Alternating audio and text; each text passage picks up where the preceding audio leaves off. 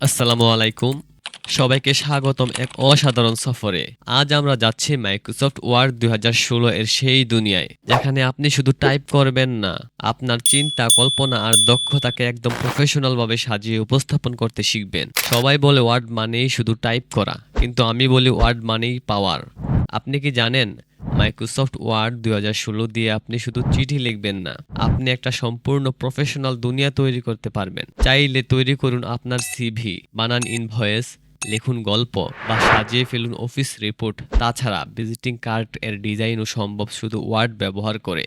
হ্যাঁ, আপনি ঠিকই শুনেছেন। বর্তমানে আমরা মাইক্রোসফট ওয়ার্ড ব্যবহার করে গ্রাফিক্স এর কাজগুলো খুব সহজে করতে পারি। এক কথায় সব কিছু এক সফটওয়্যারে। ওয়ার্ড নিয়ে অনেকেই ভাবে এটা শুধু টাইপ করার জন্য, কিন্তু বন্ধুরা, ওয়ার্ড ২০১৬ জানলে আপনি নিজের সিভি থেকে শুরু করে কোম্পানির রিপোর্ট, গল্পের বই থেকে শুরু করে বিভিন্ন শীট সবই তৈরি করতে পারবেন। একটা ভাই তার বন্ধুকে লিখেছিল কাম টু মাই হাউস, ওয়ার্ডের অটো কারেকশন বানিয়ে বসলো কাম টু মাই মাউস। ভুল ধরার জন্য ওয়ার্ড থাকলেও ওটা ব্যবহার জানতে হবে। তো নিজে শিখুন এবং সবার মাঝে ছড়িয়ে দিন সেই ফুলের গ্রান। আর আজকের ভিডিওতে থাকছে ওয়ার্ড ২০১৬ এর সম্পূর্ণ ইন্টারফেস পরিচিতি, গুরুত্বপূর্ণ ট্যাব ও ফিচার, প্রফেশনাল টিপস আর কিছু মজার ঘটনাও। শেখার মাঝে মজা তো থাকবেই। তাহলে চলুন শুরু করি মাইক্রোসফট ওয়ার্ড ২০১৬কে জিরো থেকে হিরো বানানোর নতুন যাত্রা। আমরা মূলত অনেকভাবেই মাইক্রোসফট ওয়ার্ড সফটওয়্যারটি ওপেন করতে পারি। আমরা প্রথমে দেখব কিভাবে ওয়ার্ড সফটওয়্যারটি ওপেন করতে হয়। আমরা যারা উইন্ডোজ 10 ব্যবহার করি তারা সার্চ বটন থেকে সরাসরি WRD লিখলেই চলে আসবে মাইক্রোসফট ওয়ার্ড ২০১৬ সফটওয়্যার। আমি যেহেতু ১৬ চালাই তাই ১৬ আসছে। আপনারা যদি ২০১৯ অথবা ২০১০ ব্যবহার করেন তাহলে সফটওয়্যারটি এখানে চলে আসবে। এখান থেকে ওপেনে ক্লিক করলেই আমাদের মাইক্রোসফট ওয়ার্ড সফটওয়্যারটি ওপেন হয়ে যাবে। এরপর যারা নাকি উইন্ডোজ 7 ইউজ করেন তারা চাইলে স্টার্ট বটনে ক্লিক করে নিচের দিকে স্ক্রল করে এই যে অফিস, মাইক্রোসফট অফিস ২০১৬ এখানে ক্লিক করলে আপনারা ওয়ার্ড অপশনটি পেয়ে যাবেন। তাছাড়া আপনি ডেস্কটপের খালি জায়গায় মাউসের রাইট ক্লিক করে নিউতে ক্লিক করে ওয়ার্ড অপশনটি পেয়ে যাবেন। এরপর যদি আপনার এখানে পিন থাকে তাহলে আপনি এখান থেকে ক্লিক করে ওপেন করতে পারেন। আর যদি এখানে আনপিন থাকে তাহলে আপনি যে কোনো একটা পদ্ধতি অবলম্বন করে ওয়ার্ড সফটওয়্যারটি ওপেন করে ফেলেন। আচ্ছা, এখন আমাদের সামনে ওয়ার্ড সফটওয়্যারটি ওপেন হলো। এখানে আমরা বিভিন্ন টেমপ্লেট দেখতে পাচ্ছি।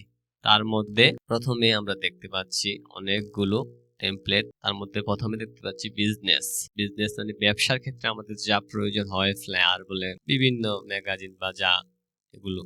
এরপর আমরা দ্বিতীয়ত দেখব কার্ডস মানে এখানে আমরা বিভিন্ন কার্ডের ডিজাইন পাবো, যেমন ভিজিটিং কার্ডের ডিজাইনের টেমপ্লেটও আমরা এখানে পাচ্ছি।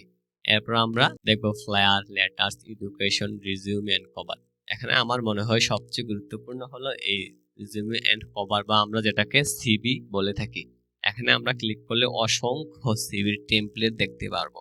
আমরা এখানে কিছুই করব না, শুধুমাত্র যে কোনো সিভির টেমপ্লেটটা পছন্দ করে আমরা যদি ওই সিভির মধ্যে ডাবল ক্লিক করি তাহলে ওপেন হয়ে যাবে। মনে করেন আমি এই সিভিটা কাস্টমাইজ করে নিজের নাম ব্যবহার করে নিজের সব তথ্য ব্যবহার করে একটা সিভি তৈরি করব, তখন আমি এখানে ডাবল ক্লিক করলে এটা ওপেন হয়ে যাবে। তাছাড়া আমাদের এইগুলোর মধ্যে কাজ করতে হলে আমাদের অবশ্যই ইন্টারনেট কানেকশনের প্রয়োজন হবে। তখন আমি ডাবল ক্লিক করি, এখন কিছুক্ষণ সময় নিয়ে ওপেন হয়ে গেল।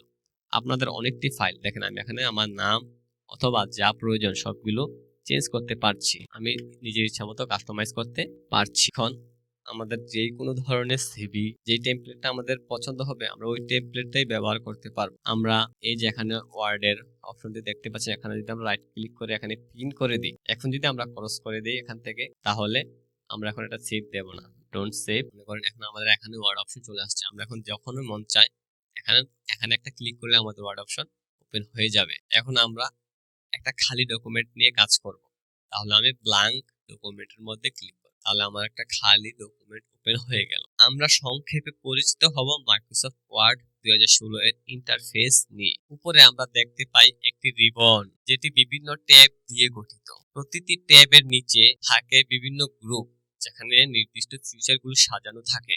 চলুন দেখে নিই প্রতিটি ট্যাবে কি কি গ্রুপ থাকে। প্রথমে আছে হোম ট্যাব। এখানে আছে মোট 5টি group: clipboard, font, paragraph, style, editing. দ্বিতীয়টা আমরা দেখতে পাই ইনসার্ট ট্যাব। এখানে আছে 8টি group: pages, tables, illustration, add ins, media, এটা হলো মিডিয়া। এরপর দেখতে পাচ্ছি links, header and footer, text. 3 নম্বরে দেখতে পাই ডিজাইন। ডিজাইনে আছে মোট 2টি গ্রুপ: ডকুমেন্ট ফরম্যাটিং আর পেজ ব্যাকগ্রাউন্ড। পুরোটা হলো ডকুমেন্ট ফরম্যাটিং আর এটা হলো পেজ ব্যাকগ্রাউন্ড। 4 নম্বরে আমরা দেখতে পাই লেআউট ট্যাব। লেআউট ট্যাবে আছে 3টি group: page setup, paragraph, arrange. 5 নম্বরে আমরা দেখতে পাই রেফারেন্স ট্যাব। এখানে আছে 6টি group: table of contents, footnote, citations and bibliography, captions, index, table of authorities. 6 নম্বরে দেখতে পাই আমরা মেইল। এখানে আছে 5টি group: create, start, mail merge, write and insert fields, review result, finish. রিভিউতে আমরা দেখতে পাই 6টি group: proofing, language, comment, tracking, আর এটাকে আমরা বলতে পারি অ্যাক্সেসিবিলিটি। 8 নম্বরে আমরা দেখতে পাই ভিউ ট্যাব। এখানে মোট 5টি গ্রুপ আছে: ভিউজ, শো, জুম, উইন্ডো, আর এটাকে বলি আমরা ম্যাক্রোস। আজকে আমরা প্রতিটি ট্যাব এর গ্রুপের নাম জানলাম। পরবর্তী ভিডিওগুলোতে আমরা প্রতিটি ট্যাব এবং গ্রুপের কাজ বিস্তারিতভাবে দেখব, ব্যবহার করে শিখব। তাই পরের ভিডিও মিস না করতে সঙ্গে থাকুন। আর হ্যাঁ, এরকম আরো ভিডিও পেতে সাবস্ক্রাইব করুন। কমেন্টে জানাবেন পরবর্তী ভিডিও কি বিষয়ে চান। ধন্যবাদ সবাইকে। শিখুন নিজে, শেখান অন্যকে।